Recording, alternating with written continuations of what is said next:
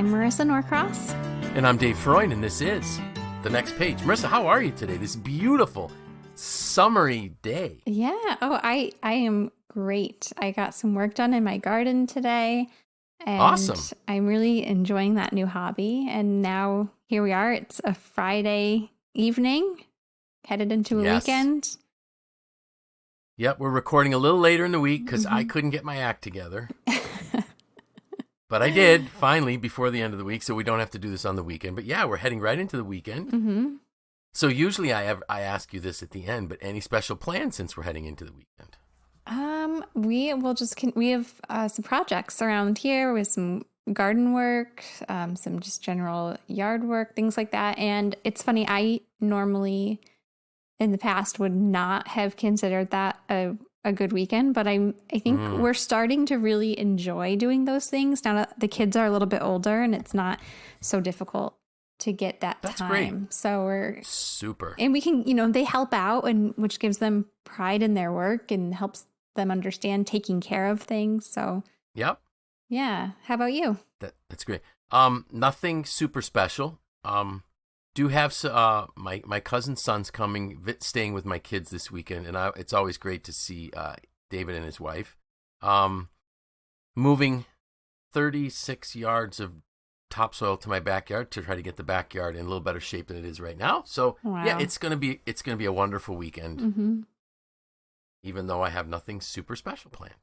So yeah, it's good. So hey, when I sent you my post, which you only got this morning, what were your thoughts? It really surprised me. And it did get me thinking, which I think we can get into later. But the first thing that came into my mind was I wanted to know, like, where is this coming from?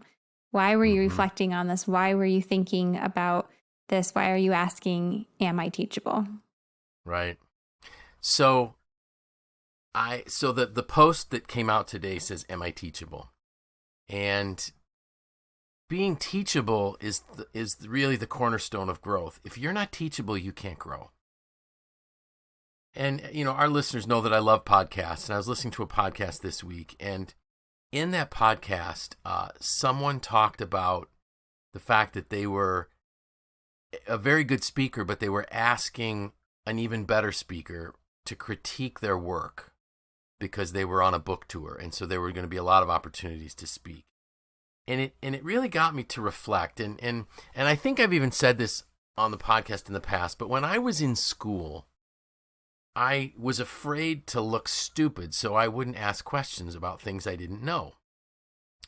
Well, the problem is it becomes a self-fulfilling prophecy, because if you don't ask the question and nobody else does, you stay stupid. You don't some miraculous way just, absorb this knowledge without asking the question. And so I thought, well, but certainly I'm a teachable person. I'm hungry to learn. I love to learn new things. And then I had to ask myself these questions. What things in life did I miss because I wasn't willing to ask a question? That got me thinking back about, because as soon as I said to myself, I'm teachable, something inside of me said, are you sure? So I went back to that first question, what things in life did I miss because I wasn't willing to ask a question, really spoke to when I was younger in, junior high and in high school. But then the next question really hit me. What things in life do I still not know because I haven't asked a question?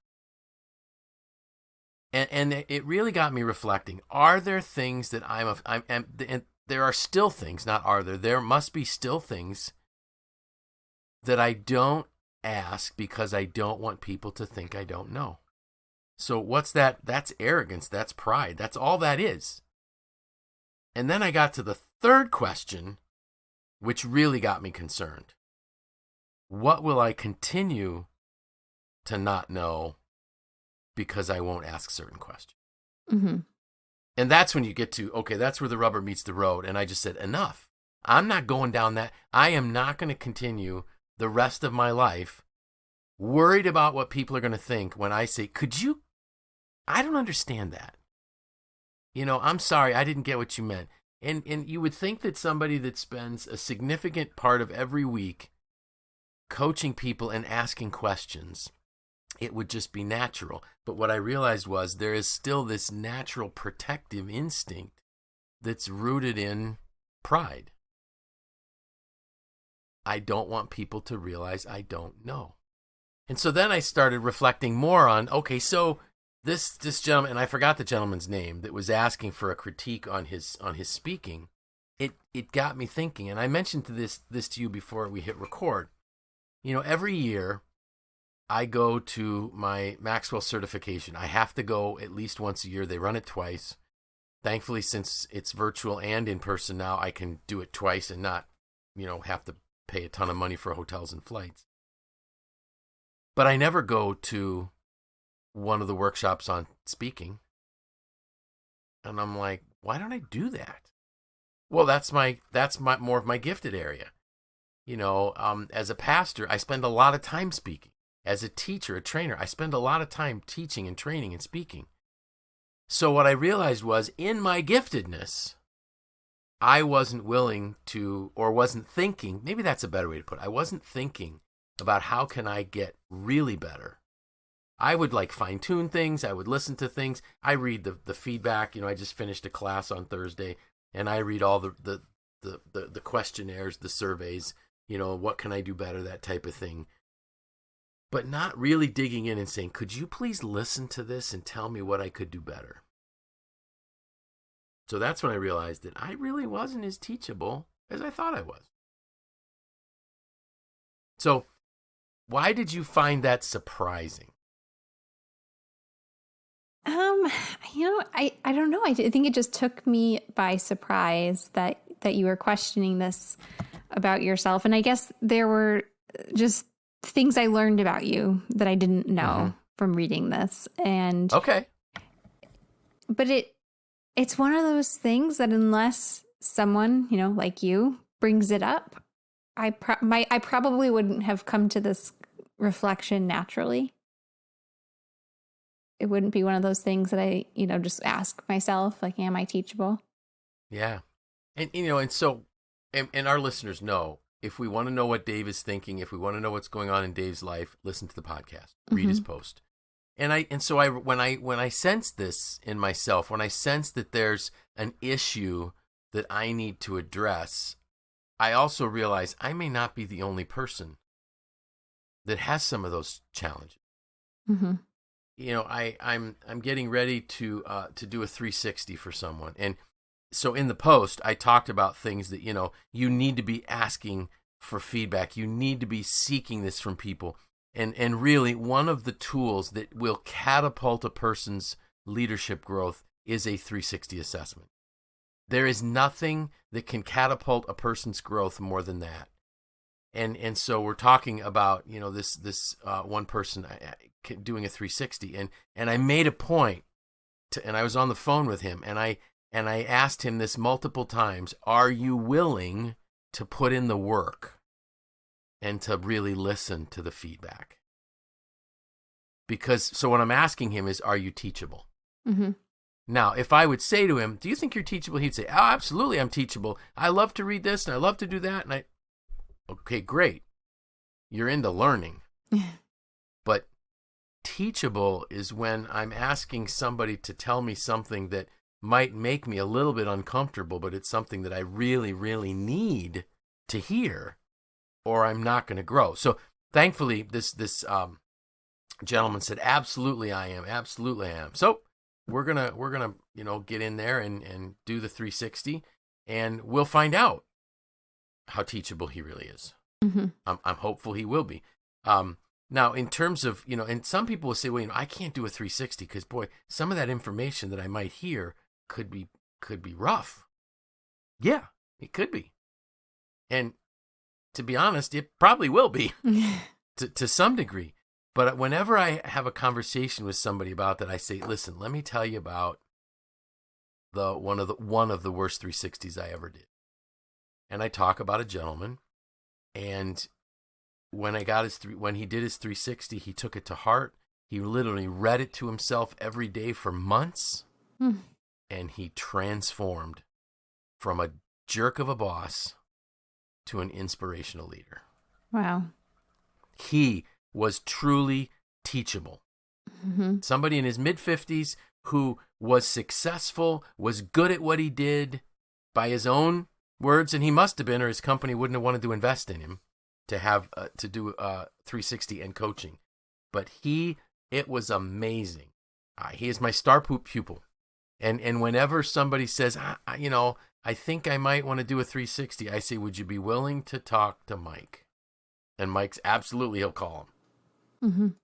Because he lives out being teachable. So I think pride is one reason.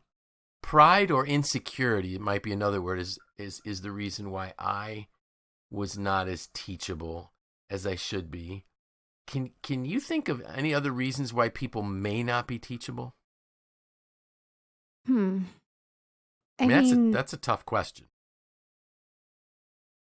Maybe just thinking, I've been this way for so long, why change now? Or maybe I've only got 10 years of working left. Why should I bother? Right. Like that, those kinds of excuses. Okay, But yeah, I think a sure. lot of it though is rooted in insecurity or pride. I think sometimes arrogance, but I would say that it's more insecurity.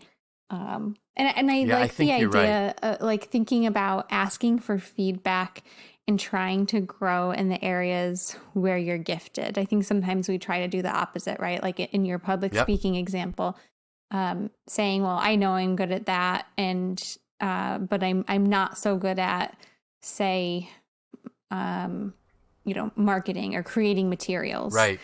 Right. But you probably would have had a greater return on investing in something that you were just nurturing. Because if we're not nurturing the things that we're good at, they become stale. And newer, better methods or people or talents arrive, and you can be wiped out. And I think it's more exciting when you're growing in an area that you're good at or that you love or that you're passionate about. Maybe it's something that you're maybe not totally gifted in yet, but you're really passionate about it. That's another great place to invest time. Yeah, and I'm thinking about I have I'm thinking of a young person that was good at playing an instrument. Mm-hmm. They had giftedness in it, but they still needed the master musician to unlock some doors. Mm-hmm. Because there's things that you don't. So giftedness, let's say, and even for me, when I played, I used to play the trumpet a long time ago. And I remember when my band teacher, when I was in 7th grade, said to my parents, I think he should get some private lessons. And I think he needs a better instrument, a higher quality instrument. And what Mr. Bishop was seeing was that there was some giftedness there, but we still needed to unlock the potential. And so oftentimes people that are gifted may think, well, I've already mastered it, but they haven't, because they haven't had someone take them to the next level of potential. Mm-hmm. And it was interesting. So in this podcast I was listening to, where the gentleman was saying, I had asked this truly masterful communicator to give me critiques, and it was interesting. Somebody said, so you were brutally honest? And they said, no, not brutally honest. Brutally honest would be if they didn't ask for feedback. But he said, since he asked, I was simply giving him factual feedback. And the person was an accomplished speaker already, but being able to ask for the feedback took him to another level of being able. And what it was he said, I'm now able to really connect with an audience. And they gave an example of where they had gone somewhere, and I think that it was going to be a meeting with a bunch of mayors from different cities. And the mayors were so overwhelmed by concerns related to COVID. Mm-hmm. Wow, I actually said that word. I know, it took me by surprise. I have not said that word in like a year. I almost fell off my chair. Whoa. So anyways, these mares were, well, you know why we can talk about it now is because we're coming out of it, right? Yep. I still feel a little awkward when I go into a store without a mask. But anyways, I'm glad that I can. But so these mayors were really concerned about COVID, and what this speaker realized was, I can't give them the talk that I was going to give them. They're too concerned about something that's going on in their cities. So he changed the topic, but he did something else. Instead of standing at a lectern up on a dais of some sort, he came down off the stage and sat on the front of the stage in a more conversational way. That is something that an exceptional speaker would pick up on. Because what he was trying to do, and so what the gifted speaker was saying to the one that was learning to be a more gifted speaker, you have to first connect. And once they realize that you're interested in them emotionally, then they're going to be able to listen to whatever it is you want to say. And for me, that was just so profound. Like, wow, I just, I need to be more sensitive in reading the room. Now, if you're going to read the room, you got to get to the room early and talk to the people as they're coming in so that they can really, that's when you're going to get, that's when this person picked up on the fact these mayors are really stressed. I'm not going to give my teaching.